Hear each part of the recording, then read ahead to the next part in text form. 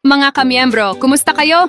Isang makasaysayang araw ang ating ginanap nitong Pebrero 21 ang Tipon Kick-Off 2025. Nagsimula ang programa sa isang masiglang pagdiriwang ng ating kultura. Tampok ang makukulay na tradisyonal na sayaw.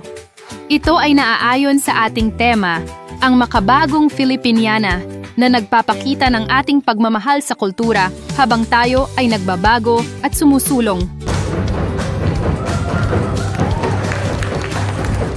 Binuksan ang programa ng ating President at General Manager, Michael V. Gonzalez, na nagbigay ng kanyang inspiradong opening remarks.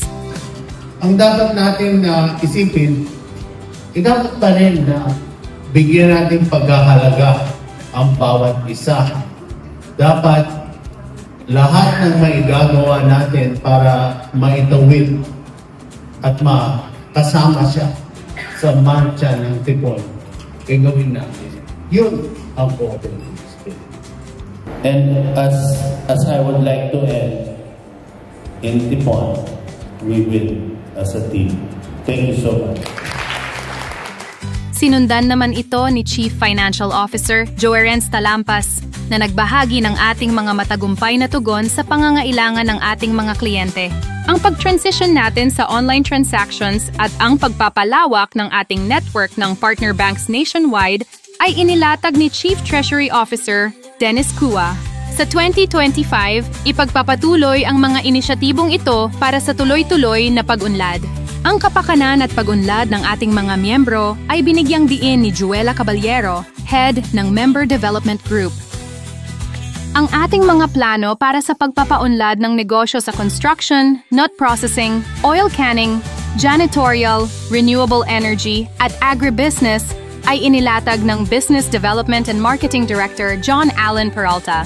Ang mga programa at proyekto ng Communications Team sa pangunguna ni Communications Director Donalyn Naturilla ay inihayag upang palawakin ang ating serbisyo sa mga kooperatiba. Isang makasaysayang sandali ang paglulunsad ng Tipon Enterprise Accounts Manager, pinangunahan ni Industrial Engineering Director Jinjin Tan.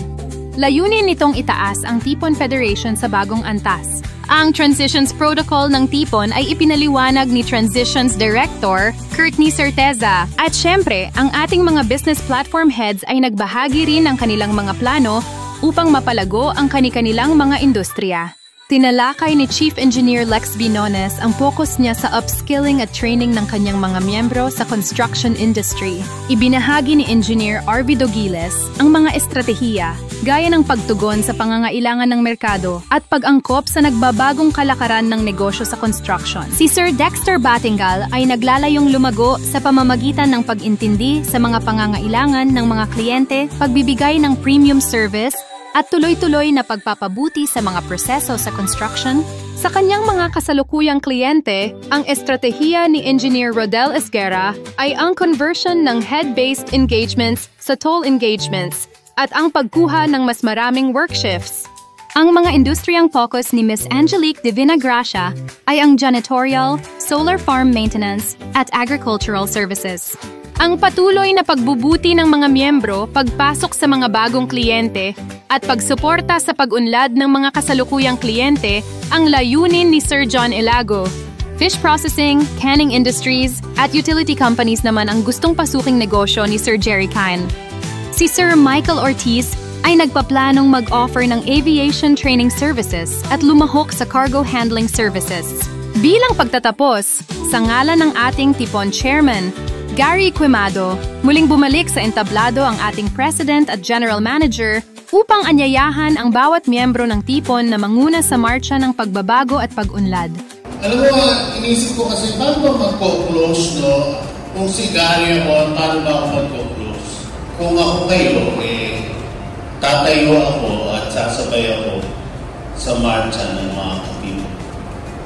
Kasi wala naman iba tayong pwedeng puntahan. Gagalaw at gagalaw ang mundo, kailangan tayong sumabay. At hindi lang tayo kailangan sumabay, kailangan mas magaling pa tayo sa galaw ng mundo.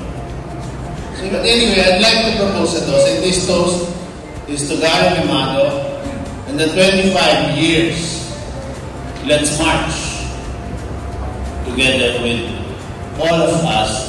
We will always be with you. Ang marcha ng Katipunan.